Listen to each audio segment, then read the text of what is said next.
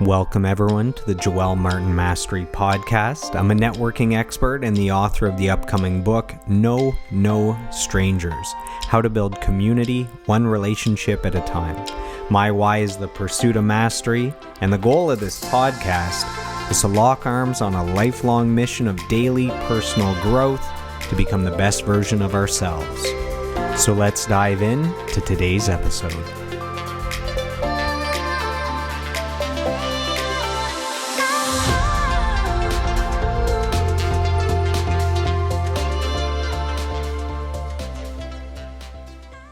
Welcome, everyone, to today's episode of the podcast. We are joined by a very special guest. She is a woman's empowerment advocate. She's an author and she's an entrepreneur. So welcome to the podcast, Miss Jessica de Serre Boissonneault. How are you doing, my friend? I am doing awesome. Thank you, Mr. Martin, for inviting me today. I really am honored to be here and spending that valuable time with you. And I want to say thank you for inviting me, thinking of me, because you're always somebody I look up to. We'll get into all of that later in the call, but really good job for everything that you do, the person that you show up as, and serving other and always elevating the people around you. So thank you. Well, thank you so much for the kind words. I'm very excited to dive into this 1 hour interview. So we met a few years ago at a big business event in Charlotte, North Carolina. You showed up on a whim. You showed up by yourself. You were a little nervous. You were shy. And now look, a few years later, look at the person that you've become. So that's a testament to hard work, to vision, to goal setting, to surrounding yourself with amazing people, to personal growth, to reading, to all those different things. So I wanted to commend you on all the growth in such a short period of time. So that's how we met. What do you remember about that brief encounter a few years ago? I'm hearing your words. I'm like, wow, this is so true. Like all of that happened in little years, you know? I remember wanting to make a decision that I wanted to transform my life. I love what I did as work. However, as a single mom, I needed to find, other ways to create income, but also to be fulfilled in all areas of my life. And so I had the opportunity. I was invited to that event. I flew down by myself. And I remember the day I met you, I was literally waiting at Starbucks with my coffee, and you came and you're like, oh my God, hey, how are you? And we started chatting from there. And I remember you telling our mentor, hey, you got somebody incredible in your hands. Like, you have a beast. That's exactly the words that you use. And it stuck with me until today, because at that time, I did not see myself like that. But for you to identify that and, put that seed in my head meant so much, and it completely added to my transformation. So thank you. You're very welcome. So you're very passionate about women's empowerment. So where did that passion come from, and where did this mission start? Great question. Thank you. So as I was saying, I was a single mom. So in 2013, my daughter was only a year old. I was I had to make a decision to leave an abusive marriage. And the decision was clear for me that I was not going to allow my daughter to be raised in that kind of environment. It was a very, very tough decision. I won't lie. People will say, oh my God, you stayed, in that relationship for that long.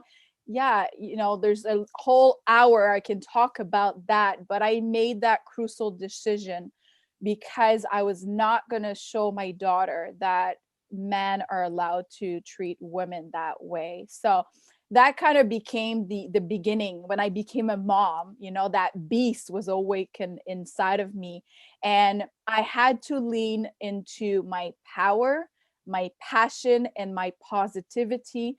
And when I leaned into those three things, I left the marriage, became a single mom, and took on many other things in my life. That's when I really discovered my true desire to be that woman empowerment and really being that voice for other women out there. So you started I'm not sure exactly when. I think last year at some point you started a women's empowerment group on Facebook. There's now Yes. hundreds of people there. You've been doing a weekly call as well, interviewing mostly women for women's empowerment, a few men as well. And where did the idea come to start those up, to start building that community? So it's not just one person trying to do something, it's the strength in numbers with lots of people. Exactly. So again, from 2013 until now, there's a lot of transformation, a lot of personal growth. And then when this pandemic hit, the first wave in April 2020, I was having a conversation with Miss Jamie Yamanaka. Actually, the exact moment I was present to it yesterday, there was this wave of pictures on Facebook, the black and white pictures of supporting women on how we're all beautiful and strong. And I had tagged Jamie, and she had called me right away, and she's like, oh my God, like this movement really touched me. We've been talking about women empowerment for as long as we've known each other. Let's do something about it now. Right now, people are home. They don't know what's going to happen with everything in life, so much uncertainty, fear. Let's create this Women Empowerment Wednesday show every Wednesday, 3 p.m. Now it's changed the time, but at the time it was 3 p.m. So middle of the week, middle of the day, let's do a Facebook Live to have empowering, touching, inspiring conversation. But not only to have those conversations with me and her, but to have a special guest join us every single week. Of course, mainly women, but I found it very, very important to include men in that conversation. And so we would have men once a month ish. And we wanted to not only create conversations in that Facebook Live in that show, but to create a movement. And that's where I created the group, and really to bring those conversations in the people that the lives of people that you care about. So that's a it. lot of times when we start something that we're passionate Mm, about, we don't know where that's going to lead. We don't know what benefits are going to come from it. We don't know what good is going to come from it, what results. So now that you've been doing this for a little bit, what has come out of this for you? What good have you seen happen? How has it benefited you in your life, whether it's the connections you've made or different opportunities that have presented themselves? What has come from this? Great question. So I'm sure somebody's going to relate to this message today. When I started, when we brainstormed the idea of doing this, I was completely in fear. I was like, oh my God, what am I going to say? Am I like good enough to be doing these Facebook Lives? And because I started it with Jamie, there was some sort of collaboration, there was strength in numbers. So right away, I was like, okay, let's do this. So we did it together for a month. And then she decided to pursue other projects. And I was faced with, should I continue? Like, I don't even know the end goal. I don't know exactly like in which direction. I just know that I was passionate about doing it. I just know that I was impacting people's lives with the conversations that we were having. And I knew I wanted to get out of my comfort zone. So I decided to continue with excitement. And every single week, I've been like way more comfortable. It's been so much fun. And not only me getting out of that shell and that comfort, but the testimonies from the people being on as special guests, me asking them to get out of their comfort zone, and also the connections that I've been able to create. So, for example, one of my guests, Haley Patry, was my guest, and a friend from high school saw the video, and they started working together, and it's completely transformed her life. So that's one testimony. There's so many other testimony, and really now that I've created the flight attendant special series of my Women Empowerment Wednesday, it's really created that bond that we were missing. And we'll get into the details of what I do, but I'm super grateful. I want to continue, and yeah, I'm excited. I'm not sure the end what's gonna bring, but every week it's just been amazing to do it. It's funny, before you've ever done any interviews or a podcast or Facebook Lives, you Mm, think like, how am I going to keep the conversation going for an hour? You know, how are we going to keep this Right. interesting?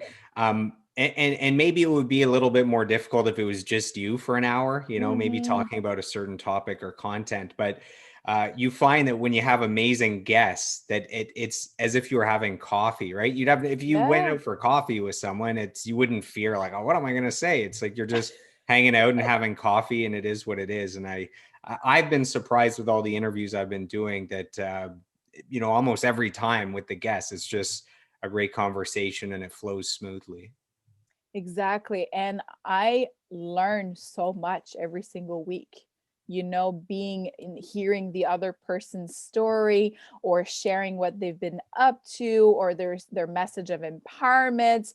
I'm like completely filled with so much new knowledge every single week. So I'm always excited to, share that with the world because I've heard, sharing is growing. I don't want to be learning all these things that I'm learning in the podcast and then the books and to keep it for myself. I want to share it to the whole world. And if it can impact one person, I've done my job for the day. Yeah, Right? the best way to learn is actually to teach. Right. Yeah. So you think you understand something, but it's only when you go to teach someone else that you realize, oh, either I don't understand it, or I'm going to have to study it a little bit more, work it out a little bit more before I can properly form teaching Mm, someone else. So yeah, you know, that's the best way to learn is to teach and to exactly. share for sure. So are there any powerful women that have inspired Mm. you to now empower other women? For sure, Oprah. She's one of, when we think of, I think, women empowerment and, who she was and where she came from and who she is today. What she's had to Definitely. overcome? Exactly. So definitely Oprah. I like Lisa Nichols as well. Strong, powerful story. And then, more local women, I can say Mrs. Jocelyn Driscoll. I can say Miss Randy Goodman, Miss Haley Patry, all these incredible women that are doing amazing things and that I was able to be personally mentored by them. So thank you, ladies. Hmm. I have let me see here. There's always lots of books, but I got uh I got the old Oprah biography right here. Yes, I So haven't read I'll be it. honest, I have not read it either, but it is there and I will consume it at some point. You mentioned that you had your daughter pretty young. So in your mid-20s, you had your daughter. Um, Shortly after that, you became a single mom. Mm, Do you I mean, I can't even imagine. Like, I can't even imagine. What were the challenges, and mm, what are the challenges still at this point? mm. And do you have any advice for maybe any women that are, you know, new moms raising kids on their own, or you know, someone that's going through that challenge? Mm. I love that you asked me that because I would say in the last few months, I've been having a lot of messages. Hey, you were a single mom. Like, how did you get through it? Like asking me for advice. I'm like, wow, I feel privileged. I feel privileged to be there for these women. And I'm actually right now working on an article for a London, UK magazine called Startup. And I'm writing about the 7 biggest reasons why single moms should start their own business. So stay tuned because it's all in alignment with what you're asking me now. So we know being a single mom or single parent is really not easy at all. Being the time like 26, 27, I was literally a flight attendant on reserve, which is on call. So I never knew my schedule really in advance. I continued and completed my university degree at the same time. I had a second job and I was being a mom to a one year old baby. I don't know how I did all of that at the same time, having no finances, being very, very poor, and having no car as well. So, and also mentally drained from getting out of that type of relationship. So you really have to reinvent and relearn how you are as a person and to love yourself because you've allowed that for so many years. For example, a thought of, you're dumb. I don't want to say a word like you're not good enough. You hear all of that every single day. You start believing that, right? Until you get out of that environment and you're with your family and your friends and you're like, no, you're not dumb. You are a smart, educated woman. So you really have to focus on taking care of yourself first. That's really going to be my biggest advice. Self love. We won't say that word enough because you can't just say, I love myself. You have to take actions. What it is to you, self love. Is it dressing nice? Is it taking a bath? Is it reading? Is it something? What do you love to do? Do that little one thing every single day. And second thing, it was my vision. My vision was I was going to complete my degree no matter what kind of challenge was around in my life. So all I had was I'm going to finish my university degree. That was my only focus. No matter what, no matter how tired, I didn't sleep the whole night. I had to study. I had to write a paper. I had to go to work. I had to take care of my daughter that didn't sleep.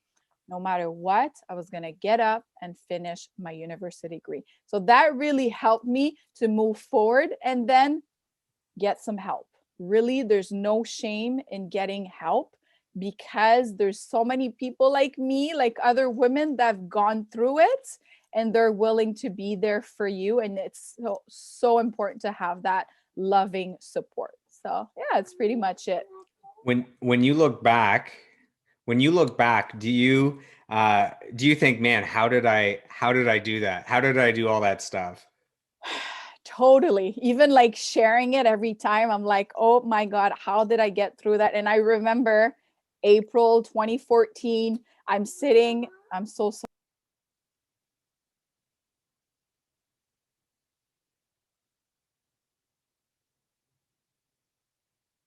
I'm so sorry. That's Life that's of that's being a mom. There you a go. life of a mom. Yay. Okay. So yeah, in April 2014, I was literally writing my last exam for my degree. And I got into my car and I started crying, like crying hysterically because I was like, how did I do this? I have no idea. No idea. But I did it. So yay. Crazy. Yeah, we look back and it's like, how did I pull that off? But when you're in there, it's like it's Mm, survival. You're gonna do what you got to do, right, to get through it. So, exactly. what has been the most rewarding part of knowing that you've done a great job raising your daughter? I was reading that question yesterday and I'm like, as a parent, I think a lot of parents can relate to this. We put a lot of pressure on ourselves, and it's sometimes, am I doing a good job? It's hard to really have a scale of, are you really doing a good job? But at the end of the day, I'm very proud. I'm very proud. Yesterday she gave me my Valentine's Day card and with all the colorful hearts and mommy, you're beautiful and you're in my heart and I love you so much. And I was like, okay, I am doing a good job. And I think being somebody that is open to always growing, and so many ways you can do it, to go and get some professional help to get for some tools is always good as well. So last fall, I won't be ashamed to talk about it, I did seek some professional help because those little behaviors that I wasn't sure how to handle it. We're not given a book how to raise children, right? So I went to get the professional help, did a few sessions, and now we're implanting those tools. So it makes such a huge difference. So don't be shy. Go get the help. It's out there.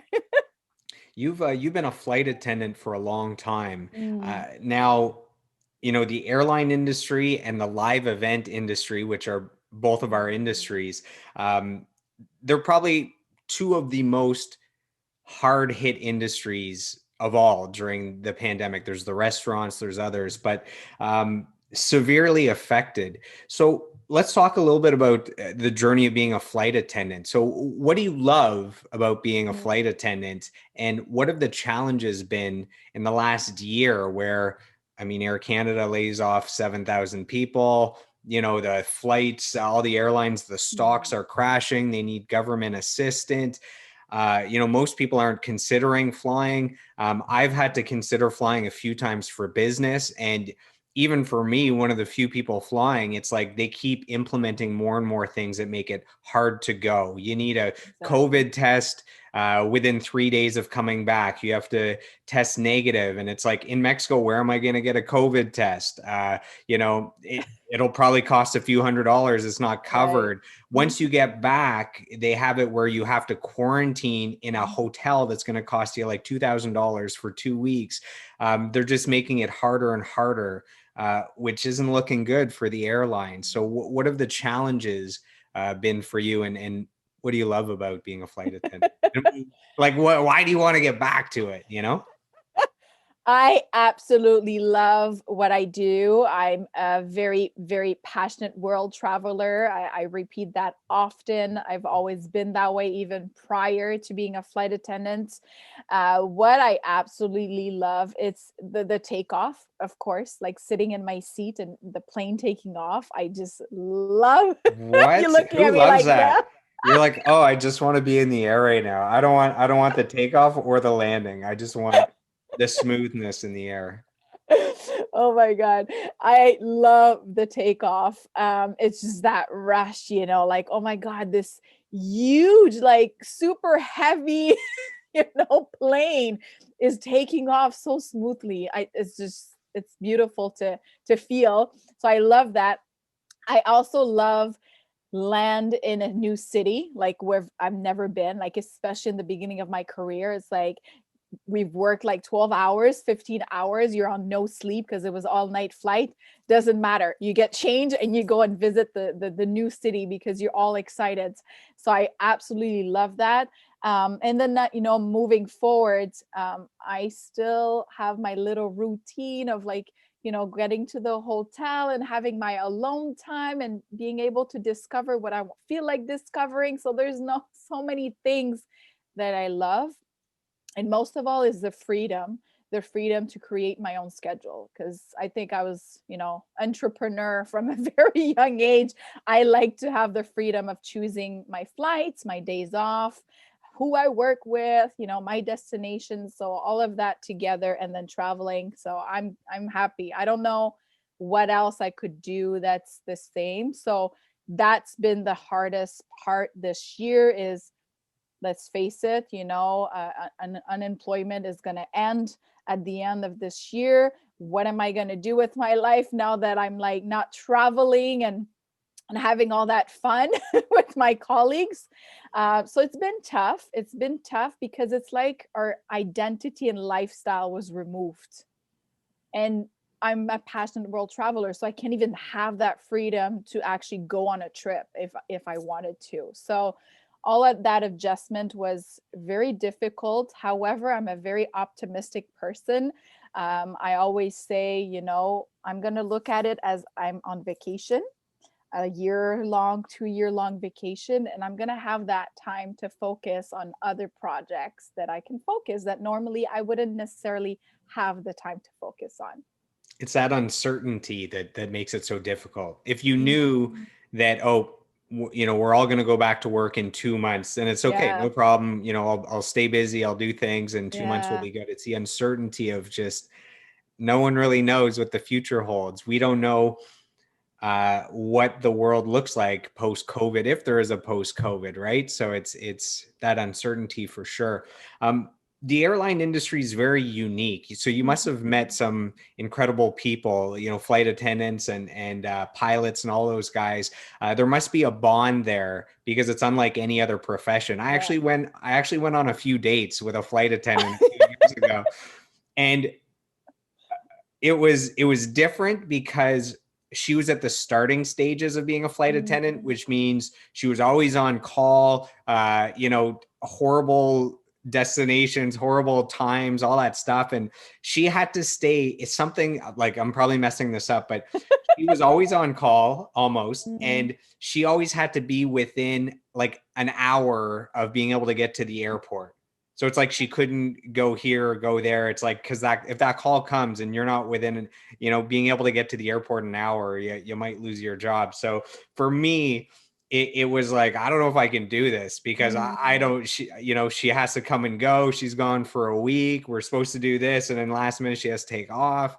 So mm, that was difficult. So have you made great connections with people in your industry? And has it been hard mm, dating as a flight mm. attendant with that schedule? And I know that the schedule gets better as you've been there for 10 years, but I was gonna say, because I did 6 years on reserve of being on call, 6 years. And so how it works, just to quickly explain it, is you're a certain amount of days per month that you're on reserve. So you know which days off you have, but these 17 days on reserve, you don't know your schedule. So they may call you at 3 in the morning. They might not call you all day and then call you for a night flight. It is not easy because you feel like they have total control over your life. You cannot go too far because you have to be ready. At one point, I was living 2 hours away from the airport. So everything had to be ready in my car because if they were calling me, I had to like be right away in the car. So, but like you said, it does get so much better, and it's such a gift. Like, people that have been there for 20, 30 years, not now, but prior to COVID, would literally work a few days a month and be able to be like a week in Athens or a week in Dubai and be able to do their shopping with their best friends. So it is completely lifestyle. In the beginning, it's not easy. Dating, I mean, what can I say about dating? Honestly, I was never the type of girl that had trouble to date. So I'm like, I mean, you meet so many people, whether they're on the plane, at the hotel, on the destinations. I'm always like, if I'm on days off, I like to go somewhere. Um, there's so many ways to be able to date. So for me, it was not an issue. Um, but definitely an adjustment for somebody like you that's not in the industry. It's a very difficult understanding of what it is that we do. And so that's why I've been doing my women empowerment special series with flight attendants, to be able to share what we do, what's our lifestyle, what it is for us. And I'm also, oh, well, you'll get to the next question, but working on a book project as well to do all of that, because there's a lot of information that people are unaware. And so, yeah, I've met some incredible people on board, from flight attendants to passengers to pilots, also famous people. I got to meet Michael Douglas one time. I got to meet Sierra. I have a picture with them, amazing people, other celebrities from Quebec as well. And so there is this, we call it galley talk, which is like in the kitchen in the back. There's just this energy, this openness, that even though we've never worked together, it's been 20 years and I've been there for 10 years, that we just talk about our life. There's just this openness and adventure and fun and excitement that happens in that galley. We have no exact reason why it happens. I guess we're 40,000 in the air, feet in the air in this tube. And this is what happens. I'm not sure. do you have a favorite city that you visited? Are there any that stand uh, out? I know there's a lot, but is there like your yeah, when go-tos that I love London, UK. I really, really love London, UK. I love the fashion there. I love the people, the city. Um, But what I always answer to that question is, I love everywhere I go, because everywhere I go, there's something special that I love and that I enjoy. From Paris with the wine and the cheese, and Rome with the pasta, and Yes, I love I was food. going to say it's a lot of food, but continue. But LA, where I bring my rollerblades and I go rollerblading by the ocean, or New York City, where I just go walk to Times Square, Florida, Fort Lauderdale, I go motorcycle with my aunt. So every city, every location, there is something that I really enjoy when I go there. If I were to ask you what your favorite memory is from your entire career as a flight attendant, is there one that stands out that you're like, wow, that was magical. I don't know how that even happens. I don't think I thought about that. Favorite memory. I mean, Wow. you did just mention something you do in every city, so maybe those are memories, but Yeah. maybe there's something else. I don't know. Favorite memory. I can say one of them would be Hong Kong, because I only went once. It was the beginning of my career, and I remember landing there super tired because it's a 15-hour flight. You're totally like disorganized and jet lagged. And then I went to rest, and most of the crew were older, so I was the youngest. This one girl that was Chinese had told me, I can't show you around today, but tomorrow morning if you wake up, we'll do something. So I went to rest, and the next morning this lovely flight attendant colleague took me around the city. And thank God, because I remember when we just got there being like culture, what's the Culture word? shock. Yes. Yeah. And it was the first time that it had happened to me, because you just literally drop me in any city and I'm just there and I'll figure it out. But I got there and all the streets were like this, people not speaking your language, and so many people. It was like Chinese New Year as well. So I'm like, oh my God, so much people.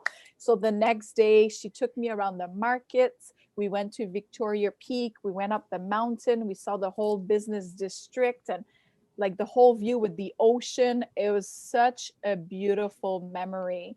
And for her to have taken that time to show me around and, taste the different food and the bubble tea and go shopping, and it was absolutely beautiful. So there's many more I can say, but that would be one of my favorite ones. A couple of years ago, when I went to Bali, I had an overnight. I was there for about a day in China, and man, it's crazy. There's like a ban on some of the social media, so you can't access Google. So your email you can't access. You can't access the browser. You can't access Facebook. And I remember just I'm there. I don't speak the language, just like you, and a little bit of culture shock. And it's like my phone basically became a brick. Like I couldn't really use. I could use like the calculator on it, and that's about it. So I remember feeling like so disconnected from the rest of the world, but maybe that's a good thing. Maybe that's what I needed. Right.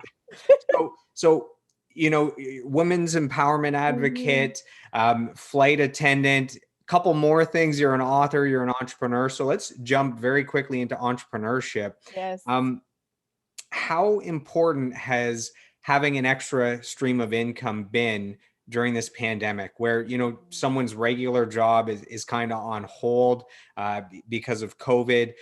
Why is it important to have other ways of making money, and hopefully from home? Mm. And I want to, take a moment to acknowledge you for being a huge part of education in that field for myself. Because prior to a few years ago, I was not aware of the importance of having multiple streams of income. I knew I wanted to accomplish things and, being that entrepreneur, but seeing the importance of knowing and understanding it and really living it to have multiple streams of income, guys listening, go and find that information, go educate yourself, because it is mandatory. Right now, I've been literally last year, I was like, oh, I have 10 years. I won't ever see any layoff. I'm good with my career. And then boom, pandemic happened. Guess what? 75% of my salary. And now since September, no, and before that, I'm at 45% of my salary. So if you don't have a second stream of income, what are you going to do? You still have all your stuff to pay, your mortgage, your car, like the kids need stuff, right? And so it is crucial. Get some information, get educated, get a second, third, fourth way.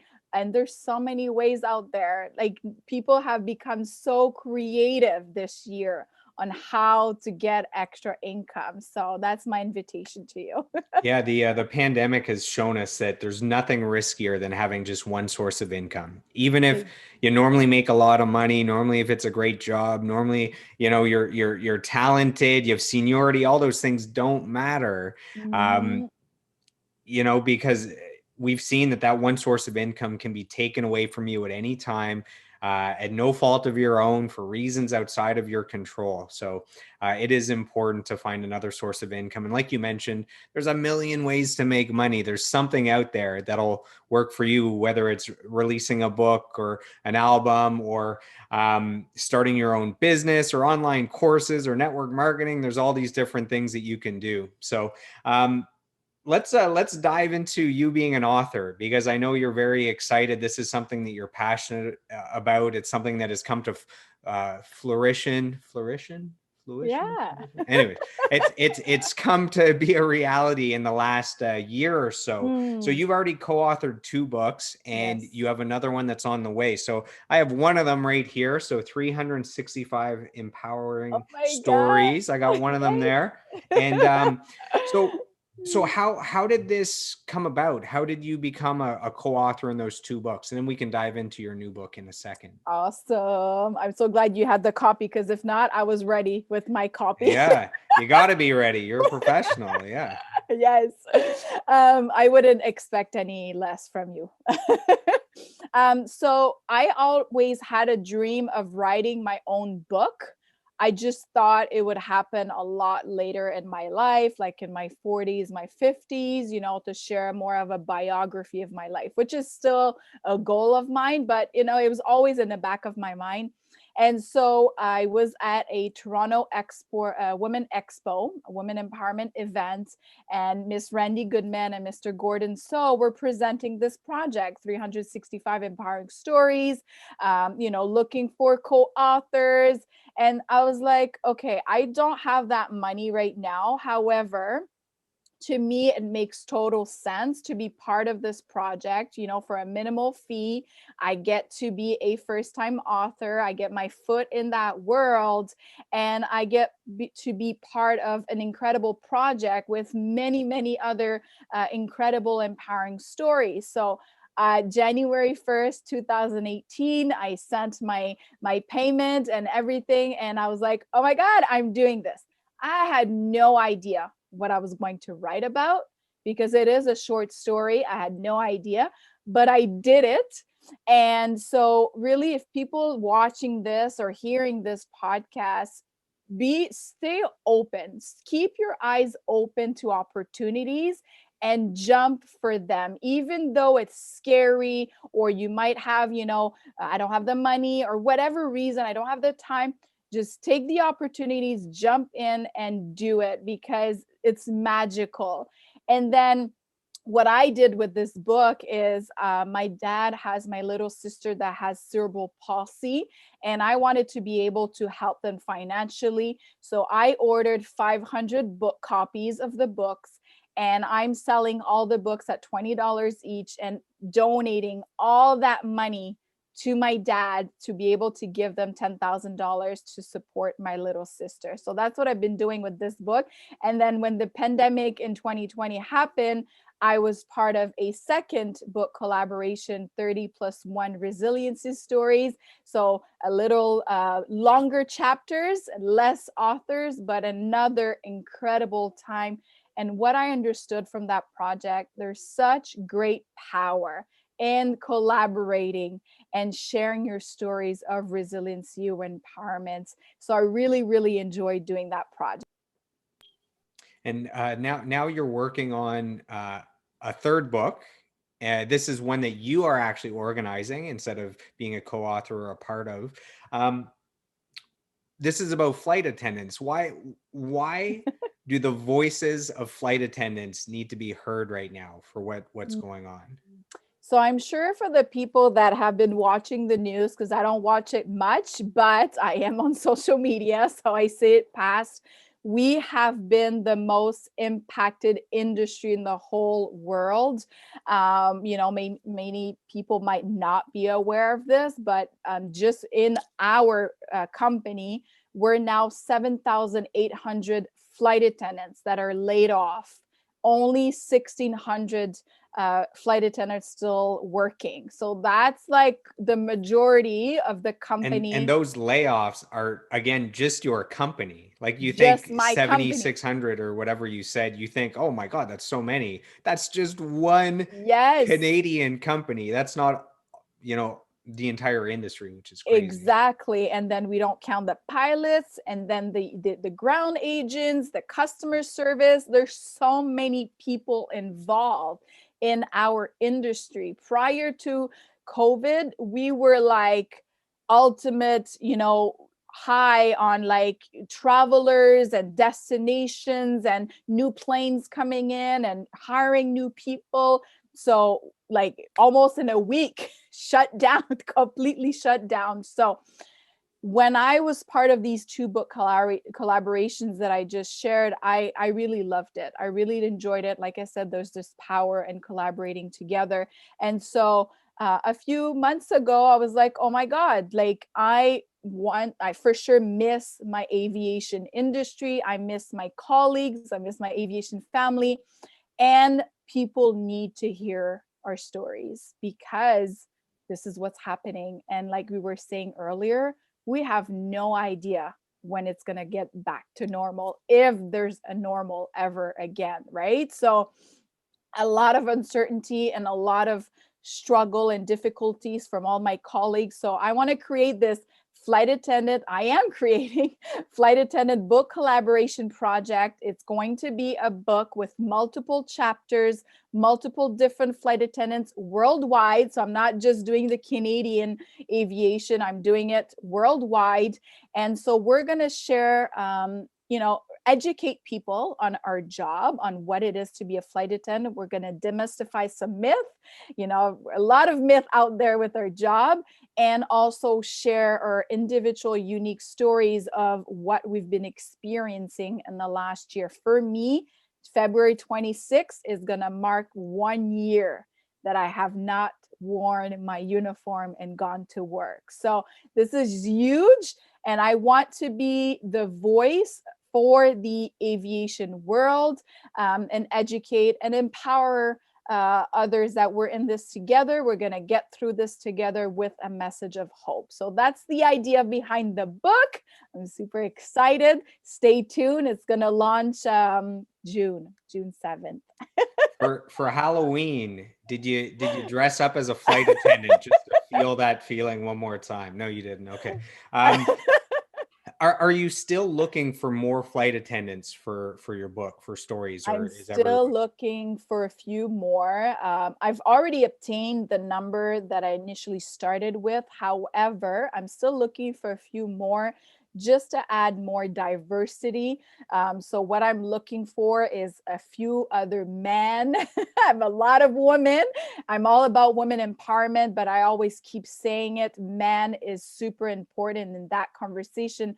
And there's a lot of male flight attendants, right? So I need a few more men, especially as well in the US. I'd like to add some Americans in there as well. So if you're hearing this, or if you message, We'll give all your social media and where to find you yes, online to stay in touch. So yes. if you are a male flight attendant and you have a story to share, you'll want to Mm, reach out to Jessica. Um, mm, so you've released a couple books as a co-author. You're working on a third book. I'm sure you have other books that you're thinking about writing in the future. mm, Are you a big reader yourself? And do you have any all-time favorite books that you would mm. highly recommend? I'm always looking for more. So I'm always looking up to you because I know you read so much, and I'm like, oh my God. I love to read. I just don't take the time to read enough. I'm like starting a book and then I start another one. So right now I'm currently about 3 books that I've started. And I believe you told me about Audible last summer, and I started to be much more on the audiobooks just because I can be cleaning the house or I can be driving and I'm getting some reading. So right now I'm listening to Can't Hurt Me from David David Goggins. Goggins. Yes. Oh my Great God. book. Great book. Especially, you know what? Um, normally it's whether you read the book or listen to the audio, it's all the same thing. But in his case, the Mm, audiobook is known for being so amazing. So specifically listening to the yeah. audiobook is probably the best way to actually take in that one. When I first bought it, I'm like, whoa, 12 hours? That's a big book. But then you realize that he does these interviews in between and calls to action, which is amazing because sometimes you're like, oh my God, I missed a sentence. And what did he just say? But then he's going over it after and then he's sharing a bit more of the story. So I'm inviting you, if you're going to be reading that book, get it on Audible because it's really, really great. One of my really all-time favorites, for sure, Think and Grow Rich. But one book that really stands out for me that was very transformative in my life and the timing of my life was The Success Principles from Jack Canfield. Um, because he does all these exercises and, you write a lot of manifestation. Have you read that book? Hold on. Wait a minute. It's here. It's here somewhere. Yeah. Have you read it or no? Oh, I got it. It was because I had to move some books around to get the Oprah book. It threw me off. So I got Exciting. the Jack Canfield Success Yes. Principles there, and then we got Think and Grow Rich. Obviously, everyone that's serious about doing something big time has Think and Grow Rich. I actually have not read the Success Principles, Mm, so I need to get on that. Right? yes. And I'd love to read it again because, again, I read it probably in 2017, when there was a shift in my life. And so I would love to read it again and see how my answers to these exercises would be different than they were back then. So, yeah, great book. Let's talk about mentorship. Mm, One of my big breakthroughs came in 20, let's see, about 2014 is where everything changed for me, where I made the mm, transition from being a musician to falling in love with the business world. mm, And one of the big things was learning the power of mentorship, that mm. not only should you have a mentor or a coach, but you should have one for every area of your life that is important to you. So if you Oh, want yeah. to get in great shape, you should have a mentor in that area. If you want to start a business, you should find someone that's already successful in that industry. If relationships are important and it looks like you keep messing them up, maybe a relationship coach, right? So Right. that's something that's been important to me. And has mentorship Mm, played a part in your success? 100%. 100%. Again, I want to thank you because you are one of my mentors and you've made a huge difference. Because to me, what a mentor stands for and what I've experienced personally is a mentor will believe in you before you can believe in yourself. And you, Mr. Joel Martin and Mr. Byron Nelson, were two key men, individual, incredible human beings that looked at me and saw that greatness that was inside of me a few years ago and mentored me in so many areas of my life. And so I would not be here today being this woman without your mentorship and Mr. Byron Nelson. Many others I can name, more famous people, Mr. Tony Robbins, Mr. Les Brown, podcasts that I've listened to them over and over and over, because one thing that I've learned is we talk about feeding our body with healthy food, but we often forget to feed or talk about feeding our mind. This is your garden. Your mind is your garden. How well are you taking care of your garden? Are you feeding it news and negative conversations? Are you feeding it, mentorship from Mr. Les Brown, Mr. Tony Robbins have been doing this for 40 plus years. They've helped millions of people and they're teaching you what they perfected over the years for free, and again, I'm the very same alignment of what you just said. I really am a true believer to hire a coach or a mentor, have a free mentor for every area of your life. Even if you're in a healthy, loving relationship, there's going to be times where you need that professional help or that mentorship. And that's amazing because you make it important for your relationship to grow, right? So get the mentorship, get the coaching. It's out there. I'm a true believer and advocate for investing in yourself.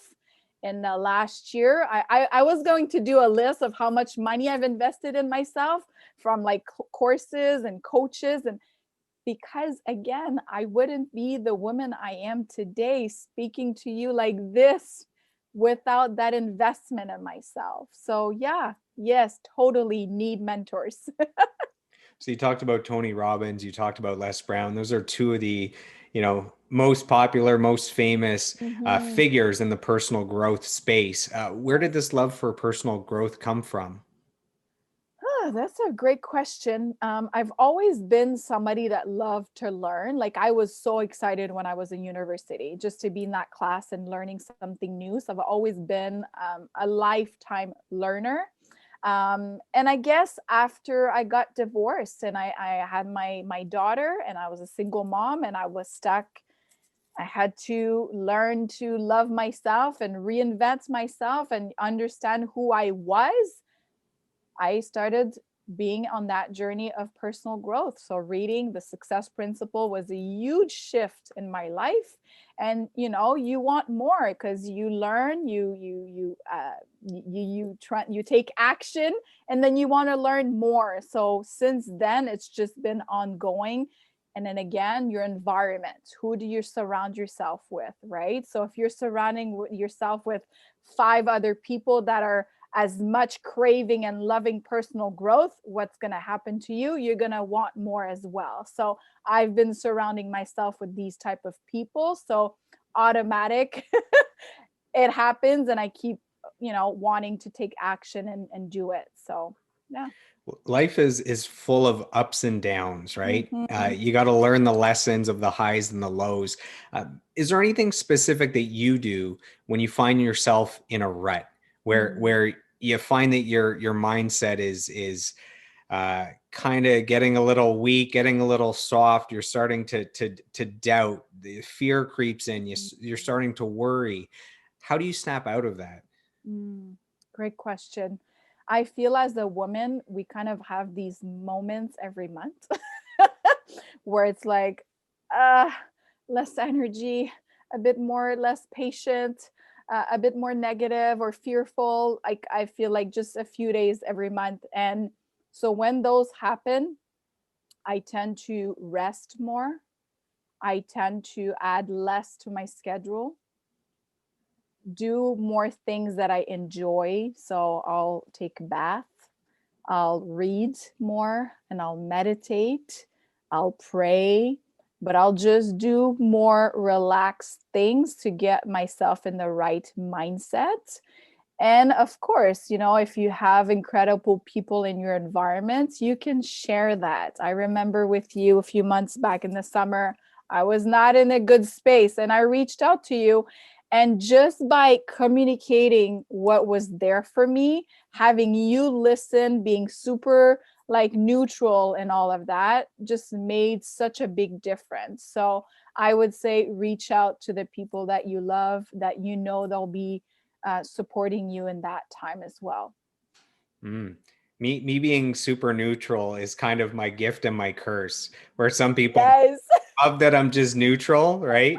I don't freak out. And then other people, Like it's bad because I don't freak out or I don't get excited enough. So it's Uh, the gift and the curse of neutrality, but I hear I you. think it's a gift. I think it's a gift. So keep focusing on that.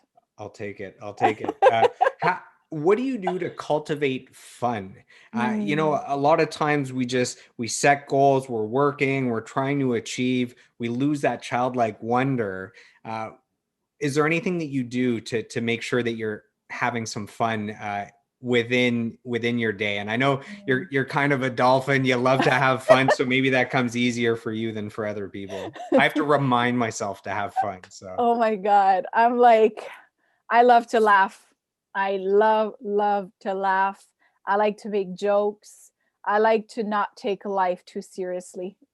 So, um, we love dancing in the house. So often on weekends, especially with the kids, we put the music, YouTube videos, and we dance. We have our family song, and we know when that song comes on, it's dancing time, and everybody's super happy.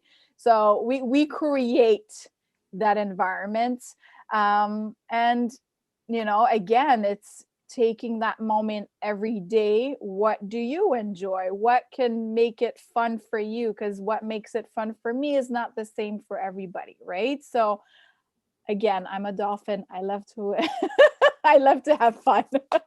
You know that. So a lot of times we're very hard on ourselves.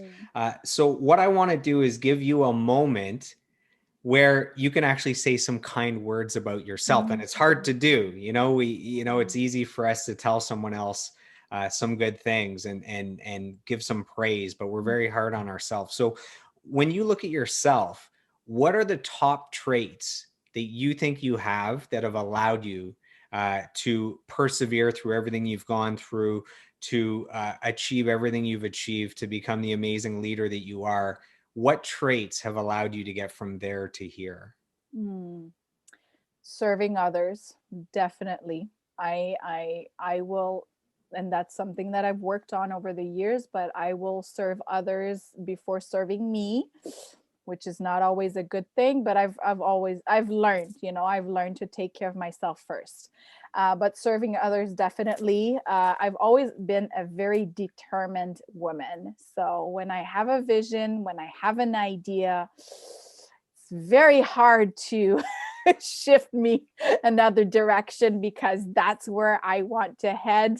I am Taurus in astrology, so I've heard it's correlated. You're going straight for the red. um, so servant and loving, because I'm gonna say energetic.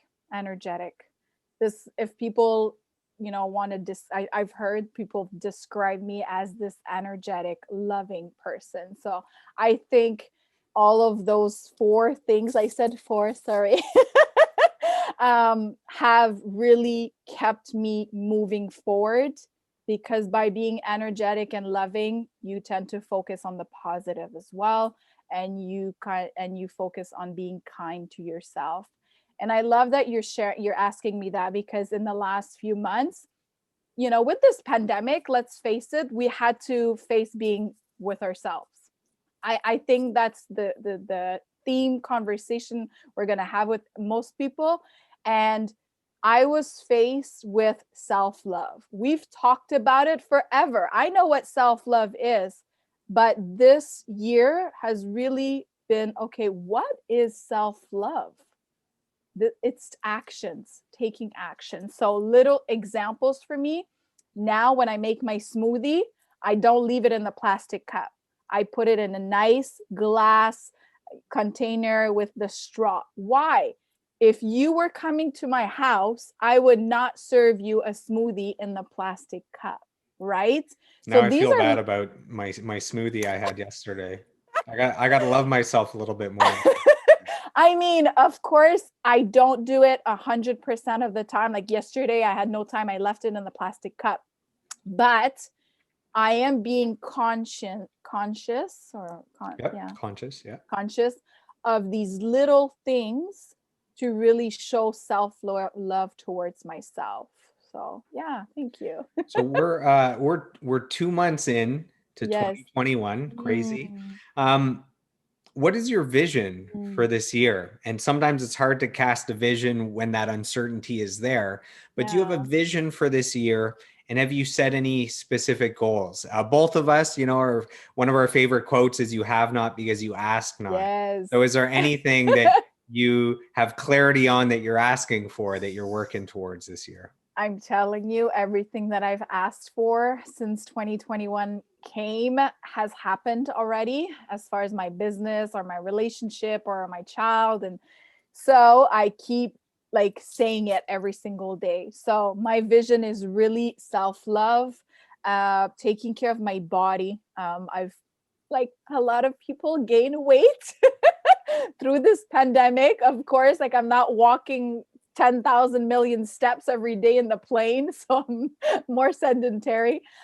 So taking care of my body, walking outside has been amazing. Like today, this beautiful sunshine, it feels amazing. Even though it's cold, it's amazing. Um, Focusing on my book launch, of course, that's one of my main goals 2021. It's really taking much of my time right now. And focusing on making my family a priority. So my loving relationship with my love and the children, and we want to have another baby. So that's our goal for 2021. Putting my finances in order, which is another goal as well, and keep focusing on personal growth. So I'm also starting right. I started last week, LNP. LNP. Yeah. Yeah. Yeah. Neuro linguistic program. Yes. Yeah. Thank you. So I did my base last week, and I'm continuing the next step next week. So I'm really focusing on personal growth as well this year. I'm excited. I'm really shifting to this is my time off of work. I get to focus on my family being home. Let's face it, as a flight attendant, I'm not home every night. I'm not able to have a weekly, a daily routine with my daughter with her homework and her reading. So now I get the chance to do that. There is so much positive out of this current situation. And yeah, and time to focus on my other goals. So it's I'm excited. I'm super excited. You sound excited. Now, if you could go back in time Mm, to a younger, mm, not let's how do we put all this? Let's look at it this way. If you could go back to a teenage Jessica de Serre Boissonneau, yes. and you could whisper words of advice in her ear. I mean, Mm, since that time, everything mm, you've gone through, the experiences and the mentorship and the knowledge and the courses and the highs and the lows, what advice would you give your younger self mm. that would allow you to uh, get back to where you are today?